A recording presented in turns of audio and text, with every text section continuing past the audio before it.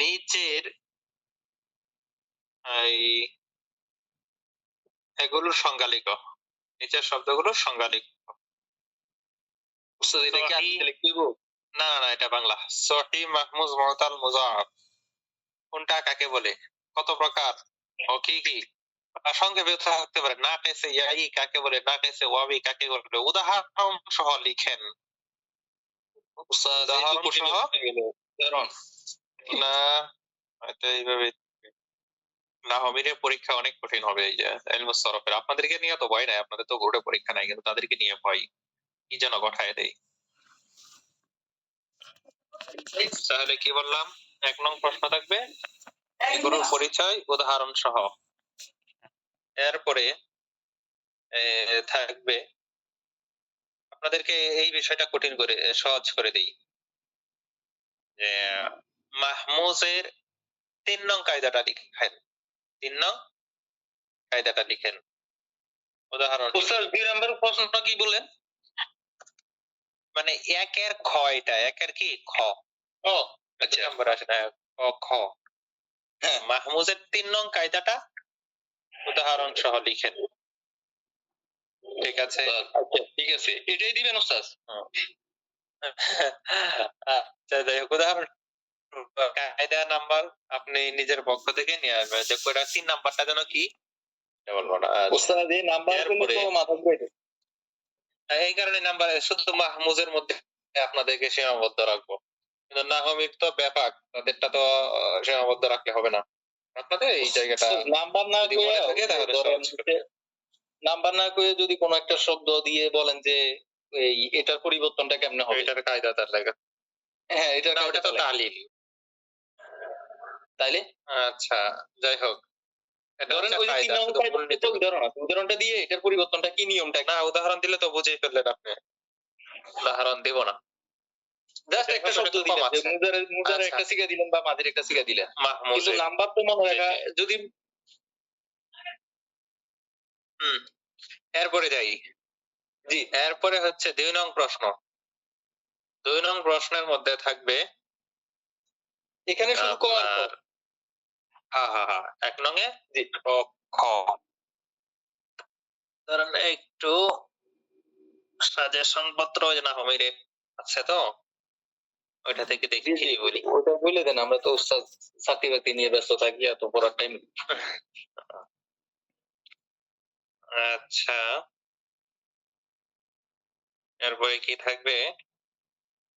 হ্যাঁ, তাহলে 1 নাম্বার কি পরিচয়, 2 নাম্বার না, 2 নাম্বার ভুল বলেছি।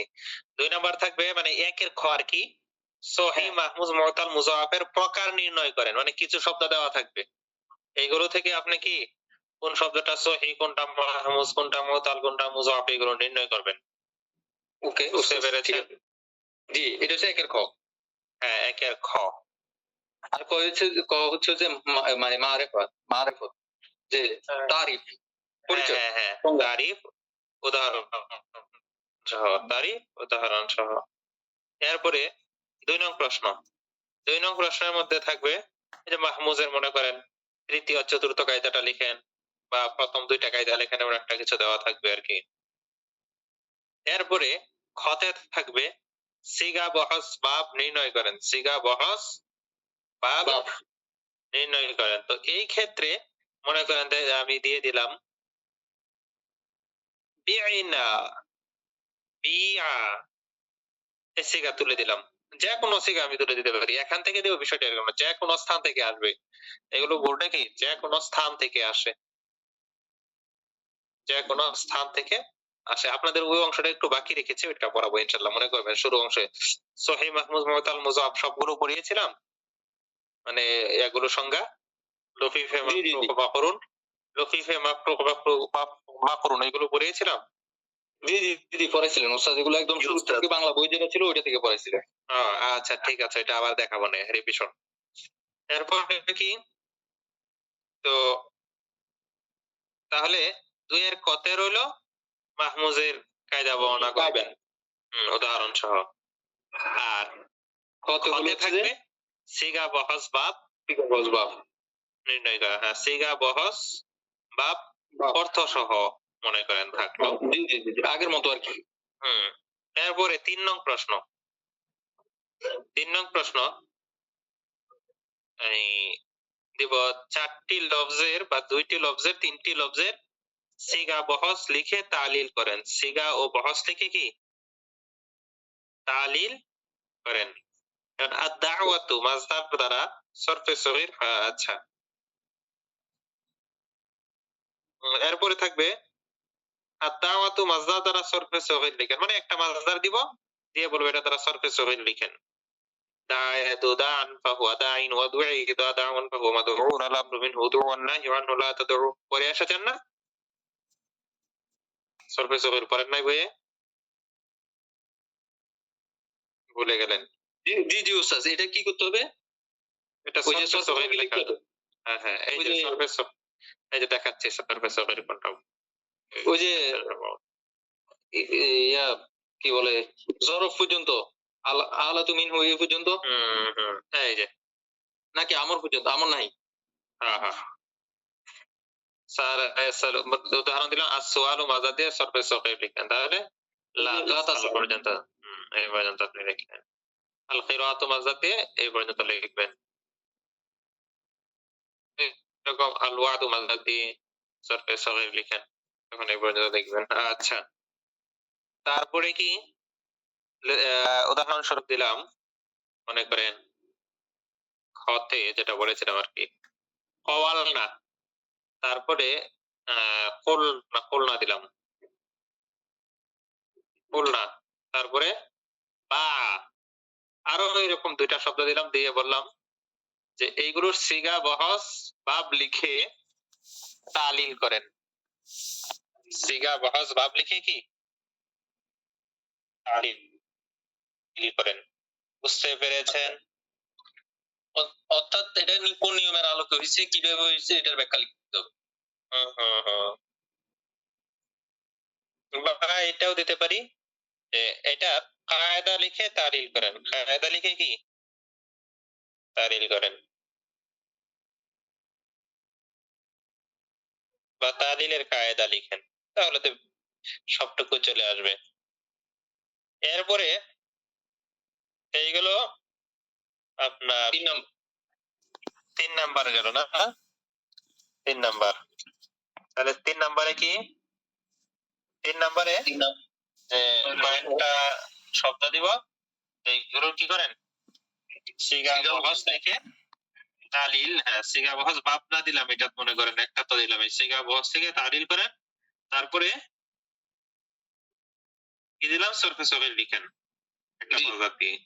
তারপরে 4 নং এ থাকবে আরো কিছু শব্দ, উদাহরণস্বরূপ খিফু, মুসাম্মা, কুলি, এই শব্দগুলোর সিগা বহস নির্ণয় করে তালিলের কায়দা লিখেন। তালিলের কায়দা লিখেন। মনে করেন এই যে আছে কুল না, কুল না, তো আরেকটা দিলাম কি বা অওয়ালা। তো এই এরকম আরো 2-3টা দিলাম যে সিগা বহস নির্ণয় করে তারপরে এইগুলোর তালিলের কায়দা লিখেন বা কায়দা লিখেন। এটা কি কায়দা লিখেন। কায়দা লিখাই মানে কি তালিলের কায়দা বর্ণনা করা, যে ওয়াও বা ইয়া যদি মুতাহাররিক হয় এবং তার পূর্বের হরফে ফাতহা হয়, তাহলে উক্ত ওয়াও বা ইয়াকে আলিফ দ্বারা পরিবর্তন করতে হয়।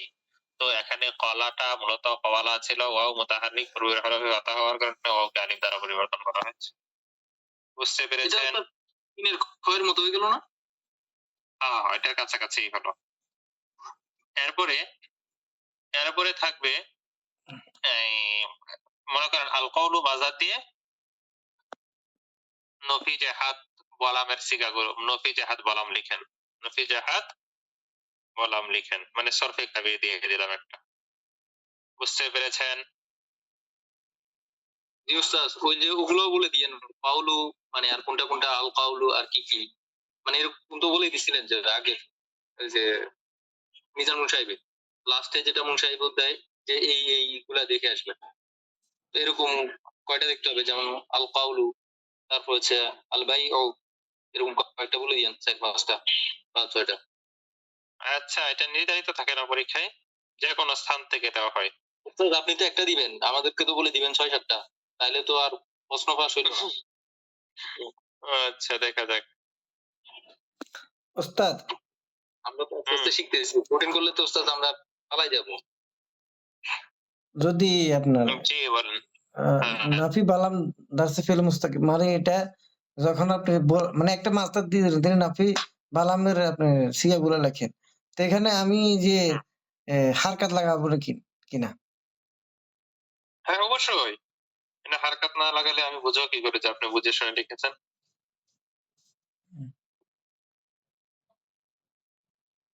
অর্থ সহ লিখেন, মনে করেন দিলাম আর রমিও, আর রমিও অর্থ কি? নিক্ষেপ কর। নিক্ষেপ করা। হ্যাঁ, আর রমিও মাজদা দিয়ে আপনি নফি তাকিদ বলানের সিগাগুলো লেখেন, তো আপনি সব লিখবেন অর্থ সহ, মনে করেন। তারপরে মারমিউন দিলাম। আচ্ছা, মারমিউন কোন সিগা বলেন তো? মারমিউন মারমিউন। মারমিউন ওস্তাদ এটা তো হচ্ছে আর কি, ওই যে ইসমে ফাইল। ইসমে ফাইল সিগা কি? সিগা এটা তো ওয়াহিদ মুযাক্কার। সিগা বা হাসবাব নির্ণয় করেন।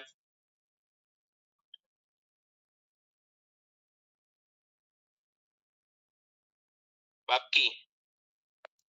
রমা রমা ইয়ারমি, রমি ইয়ারমি লা তার। দরবা স্যার, বাবেন নাকি? দরবা দরবাই দিব।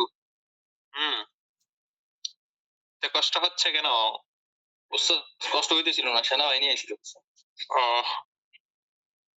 আল্লাহ। আচ্ছা, দেখি কতটুকু বুঝেছেন।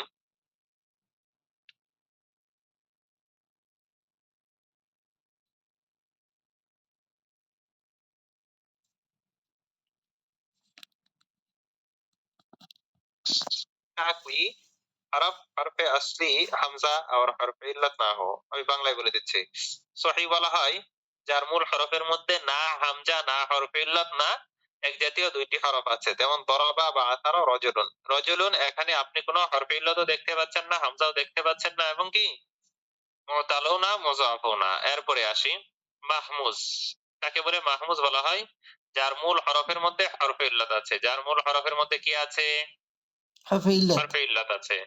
মাহমুজ তিন প্রকার। মাহমুজ তিন প্রকার: মাহমুজে ফা, মাহমুজে আইন, মাহমুজে লাম। মাহমুজে ফা বলা হয় ফা কালিমায় যদি হামজা হয়। ফা কালিমায় হামজা হলে কি বলে? মাহফুজ। ও শেয়ার স্ক্রিন না, আয় আল্লাহ, বলবেন না? আমি তো পড়াচ্ছি এখান থেকে। মাহমুজে ফা বলা হয় ফা কালিমায় যখন এ থাকে, হামজা থাকে। এই যে দেখেন আমারো, আ মারো, তো এখানে ফা কালিমায় কি আছে? হামজা আছে। তো এটা হচ্ছে মাহমুজে ফা। আর মাহমুজে আইন বলা হয় আইন কালিমায় হামজা থাকা, যেমন সাআলা। এই যে আইন কালিমা বা মাঝের হরফের মধ্যে হামজা আছে। আর সাআলা রাসুন, দুইটাই। মাহমুজে লাম বলা হয় যার লাম কালিমার মধ্যে হামজা আছে, লাম কালিমায় হামজা, যেমন ক্বারাআ, যেমন ক্বারাআ, জুজউন, ক্বারাআ। বুঝতে পেরেছেন? জি ওস্তাদ, উর্দু বইটা অনেক সহজ ওস্তাদ, এটা পড়ে খুব ভালো লাগছে। এরপরে মুতাল। মুতাল কাকে বলে? যার যার মূল হরফের মাঝে হরফে ইল্লাত আছে। যার মূল হরফের মাঝে কি আছে? হরফে ইল্লাত আছে। অন্যান্য ভাইয়েরা কথা বলি, যে কালিমার মূল হরফের মধ্যে কি আছে? হরফে ইল্লাত আছে, তাকে বলা হয় মুতাল। মুতাল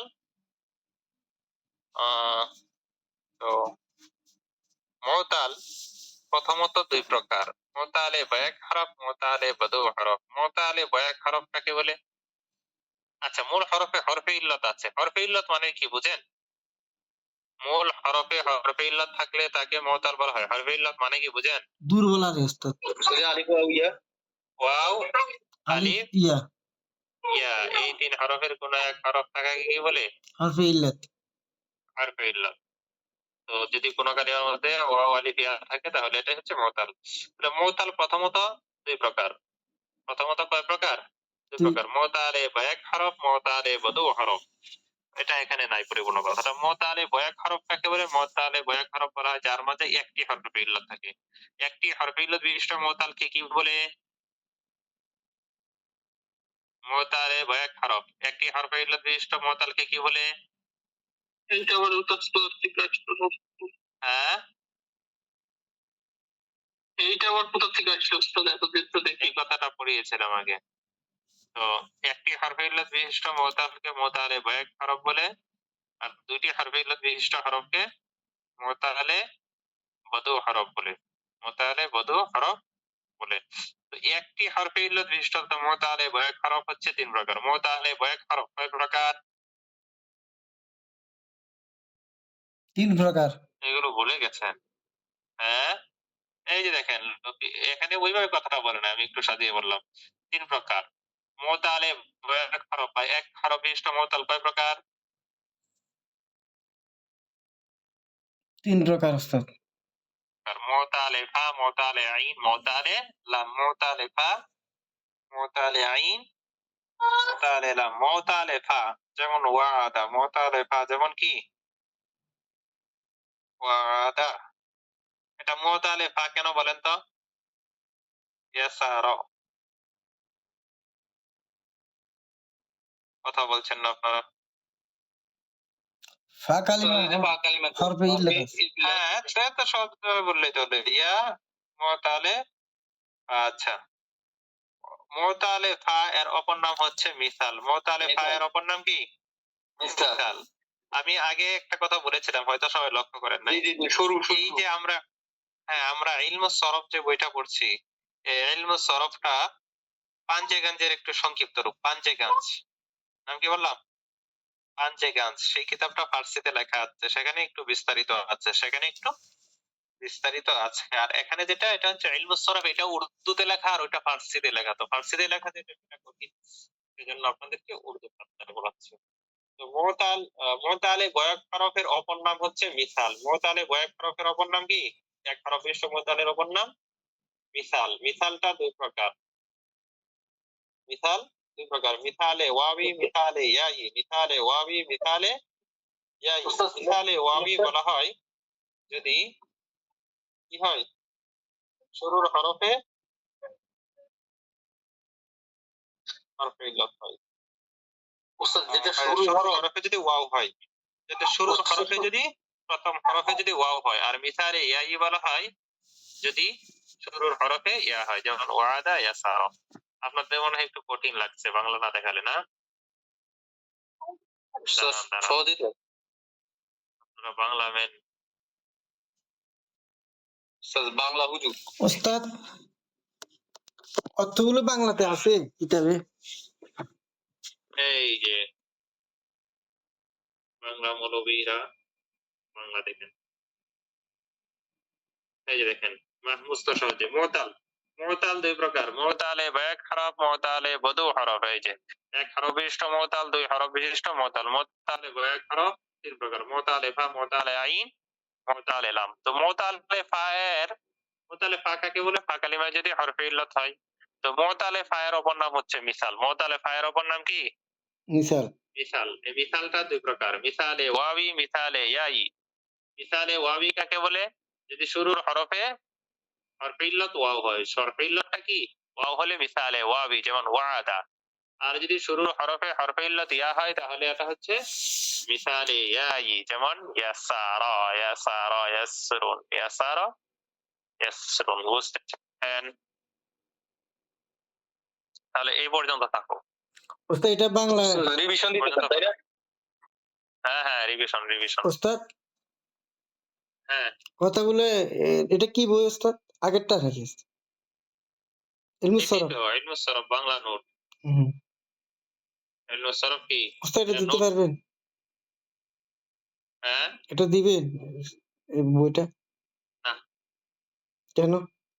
এটা দেওয়া যাবে না। কেন, কি করবেন? পড়বো ওস্তাদ, উর্দু তো বুঝি না আর।